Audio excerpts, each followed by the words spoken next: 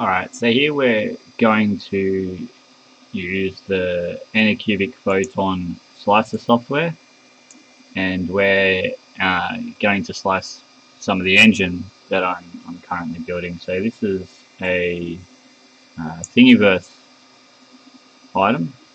It's a Ford Flathead V8, and apparently it works and everything like that. So as you can see, all my files are currently in Cura because, well, I do a lot of 3D printing as well. I really don't prefer any file. I'll use Repedia, which I have. I have Cura. Obviously, though, these files are for my 3D printers. As I said, I have a Pro B and a GTEC A20M. So here we go. So we'll open up the Anycubic Photon Slicer software. From there, we'll open the file that we're looking for, which is on my desktop. Maybe, yep. And go down to engine block. Okay, so clearly, this object is a lot bigger than our print size. So we're going to drop that to 50%. Now, the good thing is that it does print really long. So depending on your model will depend on sort of whether you can adjust it to actually fit. So I want to try and stick around the 50% because I already printed a sump at 50%, so hopefully we can get it. So all we'll do, so if you click on this, you can use the percentages here, or if you actually use your left click on your mouse, it moves it around the plate. Actually reset. And if you use your right click, it will actually rotate it. And then you just move it in the direction that you want to rotate it. So what we're going to do though is we want it to be the other way. So we want it to go that way, I think.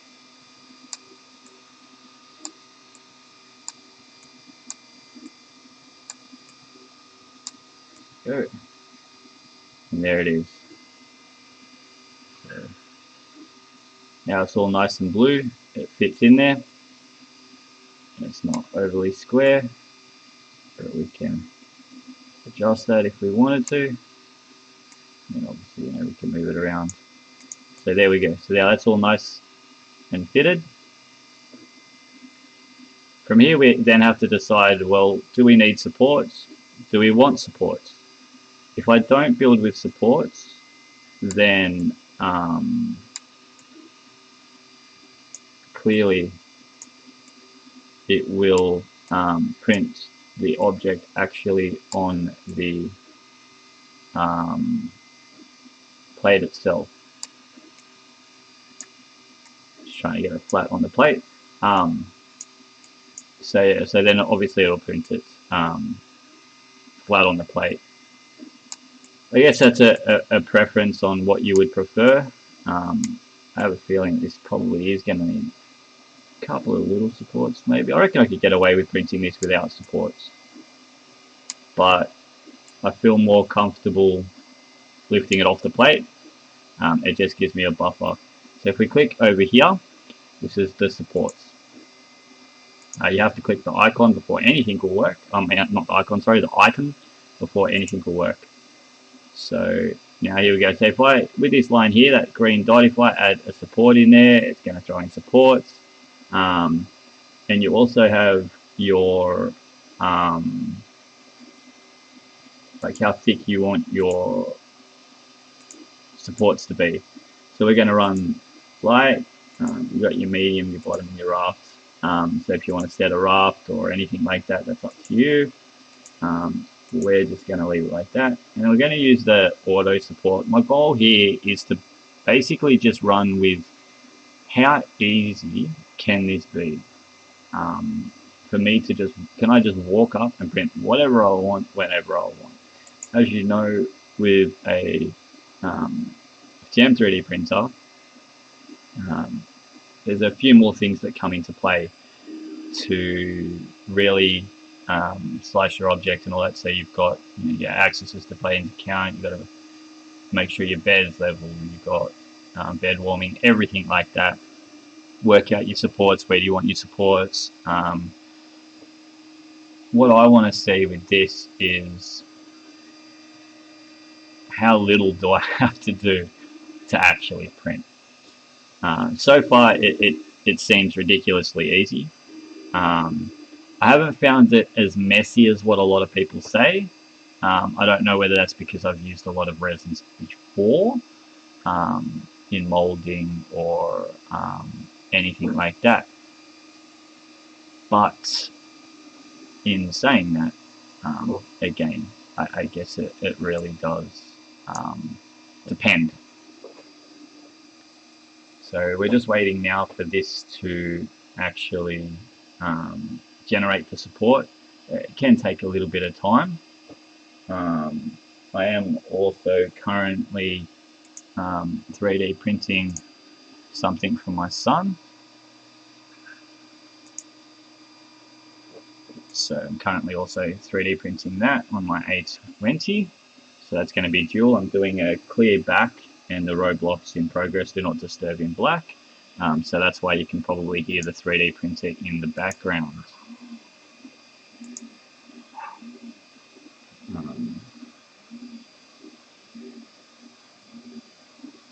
So obviously one of the big things to consider as well with this is the sheer build size, so the print volume. You can print relatively long, but again, not overly wide objects. So it's not a huge build volume, but I think that you could really print some cool things on it so far, and that's obviously what we're testing out now by hopefully printing a complete engine. There are probably things that I still will print on my FDM printer due to being able to use things like PLA and TPU, more the TPU, so I'll probably print the spark leads, I'd say, in TPU, make it that rubbery feel, but again, we'll work that one out as we get to it. It does take a little bit of time. This is probably one thing that does surprise me, is how long it does take to generate supports. I have got it set so that it is only from the platform over here. And then obviously over here you have your minimum length for your supports, the density. I'm running at 30%. It seems to work so far. I mean, you could reduce it. I'm printing bulky objects, so in reality it doesn't bother me. But if you're printing something real fine detail, you would probably change the density. But nothing I've printed as of yet has really warranted that. And then obviously once the supports are generated, you can in fact change the support density and everything like that. You can reset them, you can remove them, add, delete, or anything that you need. So obviously if I hit reset, it will reset. If I remove all supports, it will remove all of the supports. So what I'll do now is I will pause this because we're only at 40%, so it's going to take a little bit of time, and then we'll resume again once it is almost done. Okay, so once the auto support is generated and everything like that, you get to this screen, and then obviously you can add, delete, or edit. So if I go edit, it brings up this line, and I can click on that and see how it deletes it. And if I hit reset, it does absolutely nothing. And then I can add it back again, as you can see. So if you go edit, and then you click on it, from there you kind of decide what you're going to be doing with it, whether you're changing the angle or anything like that, and then I can just go back to add, or I can delete. So right, turns it around. So as you can see, so there's a bit of support that goes right up to the top there, which I think is pretty fair. Not really 100% sure about that support, as it is only one, but I might just leave it there just to take a look anyway. As I said, the goal is to sort of just see how I go. We're just hitting the auto support and going and printing. There are clearly things that I would change and edit and so forth. But in this situation, because it does seem interesting that there's only support to here on that side, but on this side we have full support that runs along it. So it'd be interesting to see how that cleans up. But all right, so that's it. That's all now supported and all ready to rock. So from here, we will click on this button over here, the little screen, and then that shows us exactly what it's going to look like when it's all said and done. And then from here, we click on this button up here, the slice button, and then in this situation, we are going to save it to USB. Now, the one thing with this printer is, where are we? Did I even landing up? Wait, I did put the USB in. There it is. So the one thing is, like, obviously we can't really connect it straight up to the computer or anything like that. It is really designed to run via USB. There are a few things that you can do to obviously change that, but it's not really happening right now. And as you can see, a few of the other things that I've already printed, and we'll show you the oil pan a little bit later because that's the one that I actually printed. And just due to the sheer volume of this one in time, we'll probably just show the oil pan. So then we'll just hit save, and then it will slice.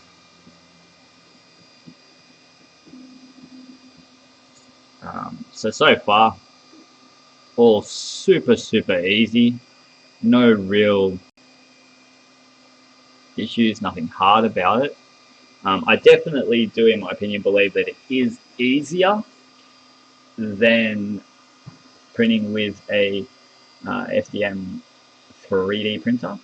But the thing that obviously I do like about my other printers is that I have the choice of materials I can use, PLA, ABS, TPU, PETG, more colors at this stage. Like obviously you can do some mixing. That is something that I am looking at doing. I'm looking at getting a green and a clear, and then putting those two together to lighten it up, and then have a go at making something translucent and have a light behind it. Apart from that, I think the only thing that comes into play is how long until we get a 25 by 25 by 25,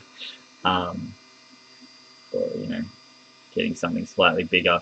So there we go. So now once it is done, you can see where it says estimated total print time is approximately 7 hours and 16 minutes, which really isn't actually bad for the fact that this is solid and there is a bit of detail in it. So if we wanted to hit preview, that brings up this screen and it shows layer by layer what the light is actually setting all the way until eventually you get to the end, which is the last one. So that's pretty cool. You don't get to really see the whole thing. Then you can just close that and then we're done and ready to go printing. So let's go throw this into the resin printer, shall we? Okay, so here we are over with the resin printer. So obviously there's the power, it is already turned on, there's USB. So we'll throw the USB in. This is the USB that came with it. And then we're now going to bring it around to the front here. Hopefully we can get a good view. There we go. And then it's just print. And then we can pick obviously the prints. So I do have the vat already pre-done. This is because I already printed with it, so I've just left it in there. And I want to see how many prints I can get before it fails. And then obviously there it all is. So we're now going to print. So there's a DJ Sonar that I printed. There's the oil pan that I printed. And we actually are going to print the engine block. I was only going to show the print of the oil pan, but hey, let's give this a go. Hopefully I have enough resin. And again, I am using the Anycubic resin, 3D printing resin, and it is in fact aqua blue. How's that for a close up? All right, so then we'll just hit the play button. And here we go, so that will now lower. So we'll close the lid actually. And then we'll throw this light up on top so we can get some better lighting in there. It doesn't affect it because, well, the light should be the lights underneath that set the resin. The UV lights should already be covered by the vat and the resin.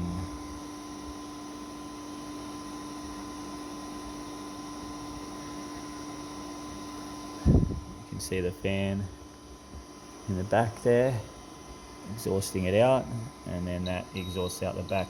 Okay, so that beeping is saying that it's home. And now we're away, and then down here it's actually showing what it is actually doing. So for that layer, that is what it's setting. And then here, once we get a clearer picture, sorry guys, clear that up a bit. There we go. It's just not quite working. There we go. So we have the name of what it is, the print time, how long it's been printing for, and the layer count. So we're doing one of 2,351 layers. It's been printing for 2 minutes, and we have 10 hours and 21 minutes left. So although it did say, what was it, 9 hours on the slicer, I think there is a difference between the slicer and then bringing it here. And then what you will find is between each layer, it does actually pull it out and then go back in again. So we'll wait for this one to do its thing, and you'll see it pull out a little bit, will raise a little bit I should say, and then go back down.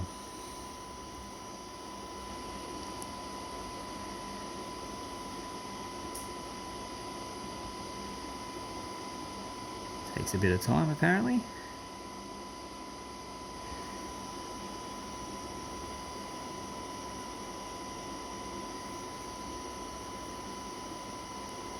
So it should.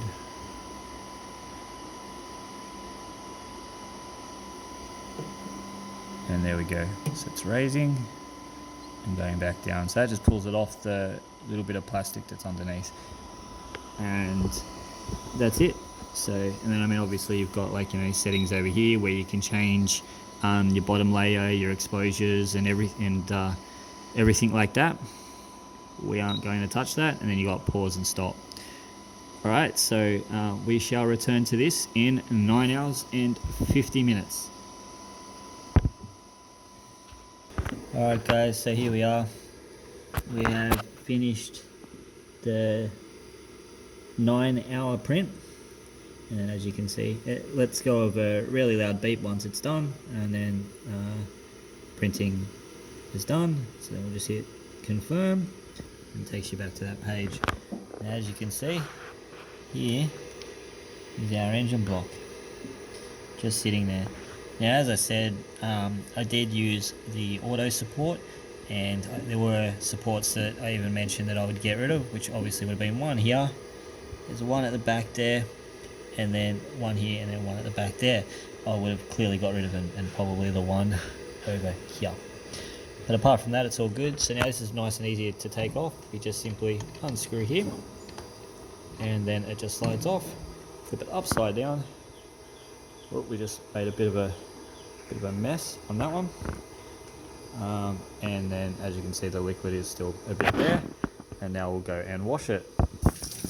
Alright, so now we're just over the water. I'm just going to try and wash off all of the excess, or at least as much as we can get. A lot of people use, rubbing alcohols or things like that. I haven't had an issue with water. I do flood them. There's an awful lot of water that goes in there, which wouldn't be very good for an engine, but in this situation obviously we don't have to worry about it. So this will be a fully functioning engine. Just try and get rid of as much as we can, and then we'll leave it out in the sun to set, and then we'll remove all of the supports.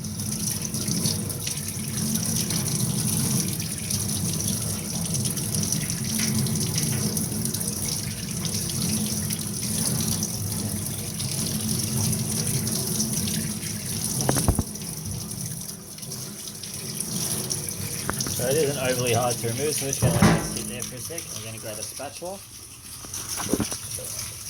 Now we're going to show you a spatula. We're going to grab the spatula and we're going to remove the item. Just still kind of flooding it out, trying to make sure that... Alright, here we go. So now we'll just... Pretty easy, it comes off pretty well easy. As you can see, you just sort of work your way around it, and then there we go.